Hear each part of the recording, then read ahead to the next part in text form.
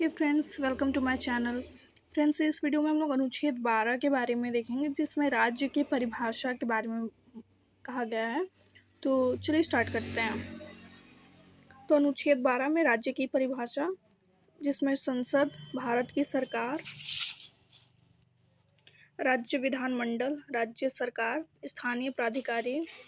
अनुच्छेद 12 और न्यायपालिका। नरेश बनाम महाराष्ट्र राज्य 1967। सुप्रीम कोर्ट ने स्पष्ट रूप से यह नहीं बताया कि न्यायपालिका अनुच्छेद 12 के अंतर्गत राज्य की परिभाषा में आती है या नहीं। AR अंतुले बनाम RS नायक 1988।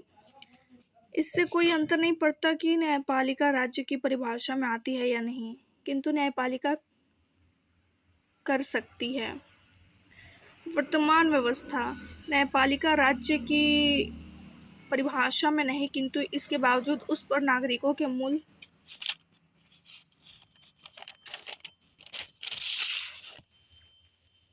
अधिकारों के संरक्षण तथा संविधान के दायरे के भीतर अपनी शक्तियों का प्रयोग करने की बाध्यता। प्राधिकारी। अजय हाशिया बनाम खालिद मुजीब 1981। प्रत्येक समूह जिसे सरकार की ओर से वेतन प्लस निर्णय जो जारी करने वाले निर्णयों का बाध्यकारी तरीके से पालन करने की शक्ति प्लस आर्थिक दंड देने की शक्ति। अनुच्छेद 13। संसद ऐसी कोई विधि नहीं बनाएगी जो नागरिकों के मूल अधिकारों का उल्लंघन करती हो। यदि संसद इस प्रकार की कोई विधि बनाती है तो वह मूल अधिकारों का उल्लंघन करने की मात्रा तक शून्य होगी। संविधान का संशोधन विधि की परिभाषा के दायरे में नहीं। विधि का बल रखने वाली कोई प्रथा, रूढ़ि, नियम अथवा अध्यादेश सम्मिलित। अनुच्छेद 13 का प्रभाव भूतलक्षी नहीं। केशव माधव बनाम महाराष्ट्र राज्य 1951। संविधान लागू होने से पहले भारत में लागू वह कानून जो मूल अधिकारों का उल्लंघन करते हैं, वह स्वतः ही शून्य नहीं होते, बल्कि वह तभी शून्य माने जाएंगे जब सुप्रीम कोर्ट या हाई कोर्ट इस प्रकार के कानूनों को शून्य घोषित करे। इसका तात्पर्य है कि IPC, CRPC जैसे कानून जो संविधान लागू होने से पहले के बने हैं और आज भी विद्यमान हैं, इन कानूनों का कोई प्रभाव जो भाग 3 के विरुद्ध अथवा संविधान के विरुद्ध होने के बावजूद भी तब तक लागू रहेगा जब तक सक्षम न्यायालय उसे अवैध घोषित नहीं कर देता। पृथक्करणीयता का सिद्धांत। गोपालन बनाम मद्रास राज्य 1950। यदि कोई कानून मूल अधिकारों का उल्लंघन करता है तो उस समस्त कानून को ही शून्य घोषित नहीं किया जाना चाहिए, बल्कि कानून के केवल उस भाग को शून्य घोषित किया जाना चाहिए जो मूल अधिकारों के विरुद्ध है। कानून का शेष भाग चूंकि मूल अधिकारों के विरुद्ध नहीं है, अतः वह विद्यमान रहेगा। आच्छादन का सिद्धांत। भिखाजी बनाम मध्य प्रदेश राज्य 1955। उन कानूनों के संबंध में है जो संविधान बनने से पहले बने थे और वर्तमान में भी लागू हैं। संविधान लागू होने से पहले मौजूद ऐसे कानून या उन कानूनों के ऐसे भाग जो आज भी लागू हैं और मूल अधिकारों के विरुद्ध होने के कारण शून्य हो गए हैं, दरअसल वे शून्य अथवा निरस्त नहीं होते हैं।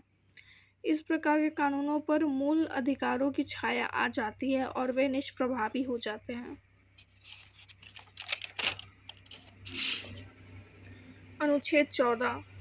विधि के समक्ष समता और विधियों का समान संरक्षण। राज्य किसी व्यक्ति को विधि के समक्ष समता से या विधियों के समान संरक्षण से वंचित नहीं करेगा। विधि के समक्ष समता। नकारात्मक संदर्भ। ब्रिटिश अवधारणा। किसी भी व्यक्ति के पक्ष में विशेषाधिकार का अभाव।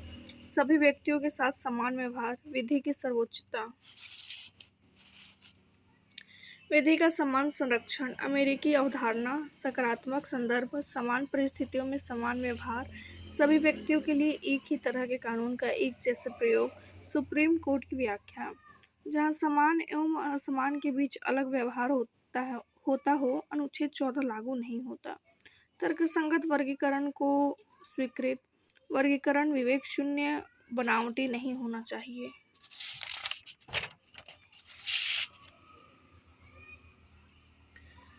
विधायिका या कार्यपालिका द्वारा निर्मित अथवा क्रियान्वित कानून किसी भी अधिकारों को उस कानून को लागू करने के लिए अनियंत्रित शक्तियां प्रदान नहीं करता, अर्थात कानून को उसी मात्रा और उसी दायरे तक लागू किया जा सकता है जिस मात्रा या सीमा तक लागू करने के लिए सक्षम अधिकारों को सशक्त किया गया है।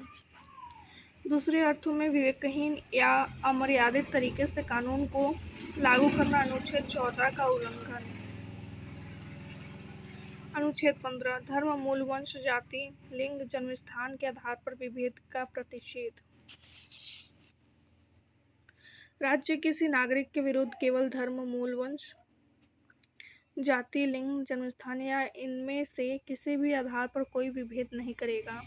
15(2) कोई नागरिक केवल धर्म, मूल, वंश, जाति, लिंग, जन्मस्थान या इनमें से किसी के आधार पर पहला दुकानों, सार्वजनिक भोजनालयों, होटलों और सार्वजनिक मनोरंजन के स्थानों में प्रवेश, बी में पूर्णतः या अंशतः राज्य निधि से पोषित या साधारण जनता के प्रयोग के लिए समर्पित कुओं, तालाबों, स्नान घाटों, सड़कों और सार्वजनिक समागम के स्थानों के उपयोग के संबंध में किसी भी निर्योग्यता, दायित्व, निर्बंधन या शर्त के अधीन नहीं होगा।